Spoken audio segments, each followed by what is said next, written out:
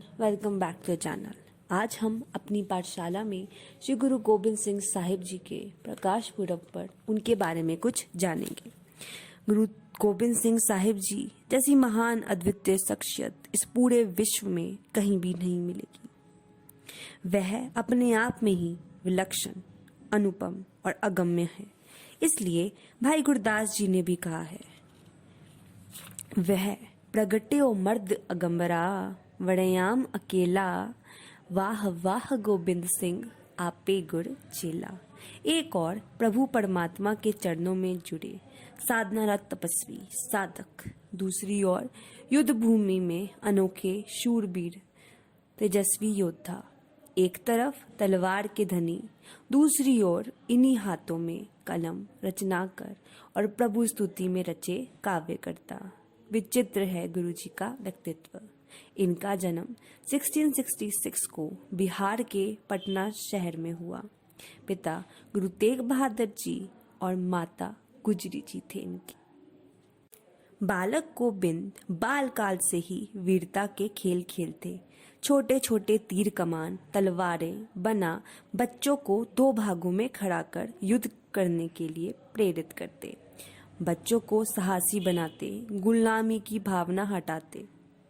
3-4 सालों में ही सभी विद्याओं के दक्ष हो गए। इस बीच औरंगजेब का अत्याचार बढ़ने लगा, जिसे देख कश्मीरी पंडित गुरु तेग बहादुर जी के पास आए। 9 साल के गोविंद राय ने पिता को शहादत के लिए प्रेरित किया। दिल्ली में 11 नवंबर 1675 को गुरु साहिब ने शीश दान कर बलिदान दिया। पिता गुरु तेग बहादुर जी की शहीदी के बाद गुरु साहिब ने सैनिक संगठन शुरू किया। रंजीत अखाड़ा बनाया, अस्त्र शस्त्र इकट्ठे किए, किले बनवाए, जवानों को प्रशिक्षित किया। जुल्म का मुकाबला अब शक्ति से किया जाएगा, इस बात को आगे बढ़ाया। 1699 में गुरु साहिब ने खालसा पंथ की सृजना की और एक ऐसी पंथ को बनाया जो कोई भी गलत काम नहीं सहने वाला था। कोई भी अत्याचार ना सहना और उसके खिलाफ लड़ना, ये गुरु जी ने सबको सिखाया। जाति पाति का भेद खत्म किया, मानस की जात सब एक पहचानबू, मनुष्य मात्र की जाति एक है। पहला कुल धर्म जात सब खत्म, 5 ककार दिए, केश कड़ा कृपान कंगा और कछहरा। पहले 5 प्यारों को अमृत छकाया और फिर खुद उनसे अमृत छककर एक अनोखी मिसाल कायम की, आपे गुरचेला की। अमृत पान उस समय 80,000 के करीब लोगों ने किया। इससे देश की काया पलट हो गई। मुर्दा हिंदू कौम सुसर्जित हो गई।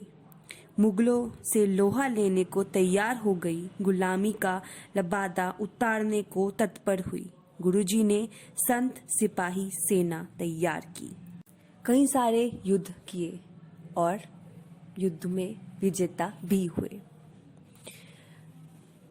अपने सत्य की रक्षा में अपने पुत्रों के बलिदान से भी गुरुजी पीछे नहीं हटे।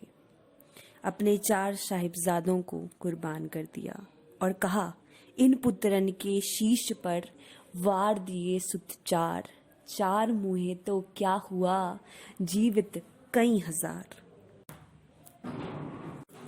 गुरुजी ने अंत समय जान देदारी गुरु परंपरा खत्म करते हुए गुरु ग्रंथ साहिब जी को गुरु मानने का आदेश दिया। सब सिखन को हुक्म है, गुरु मान्यो ग्रंथ, गुरु ग्रंथ जी मान्यो प्रगट गुणा की दे। गुरु ग्रंथ साहिब को गुरता गद्दी प्रदान की। 5 सिखों में गुरु के दर्शन होंगे, आत्मा ग्रंथ में, शरीर पंथ में। इस प्रकार सिख गुरु देहधारी परंपरा समाप्त हुई। सिख गुरु ग्रंथ साहिब शब्द गुरु के सामने ही शीश झुकाता है, अन्य किसी देवता माड़ी दरगाह मूर्ति के सामने नहीं। सिख मूर्ति पूजक नहीं है, एक निरंकार प्रभु की साधना आराधना करता है, नाम जपता है, सिख धर्म नाम मार्गी है, नाम ही ब्रह्मांड में गूंजमान है। नाम के तारे सगले जंत, नाम के तारे खंड ब्रह्मांड। आज जब हम गुरु जी का प्रकाश पुरब मना रहे हैं तो ये बहुत ही आवश्यक है कि हम उनके दिखाए हुए मार्ग पर चलें।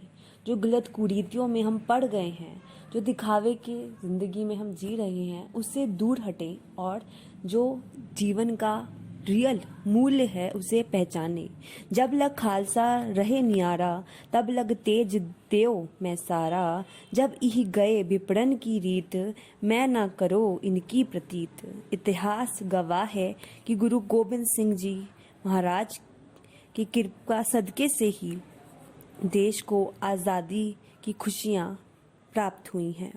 गुरु महाराज की अलौकिक कुर्बानी और अनूठी रवायत का ना आज तक कोई सानी हुआ है और ना ही हो पाएगा। वाहिगुरु जी का खालसा, वाहिगुरु जी की फतेह। इसी के साथ आज हम अपनी पाठशाला में आपसे विदा लेते हैं। अच्छे काम करते रहिए और अपने नॉलेज बढ़ाते रहिए। चैनल को लाइक शेयर सब्सक्राइब ज़रूर कर दीजिएगा और कमेंट्स में हमें अपनी राय ज़रूर बताइएगा। Thank you.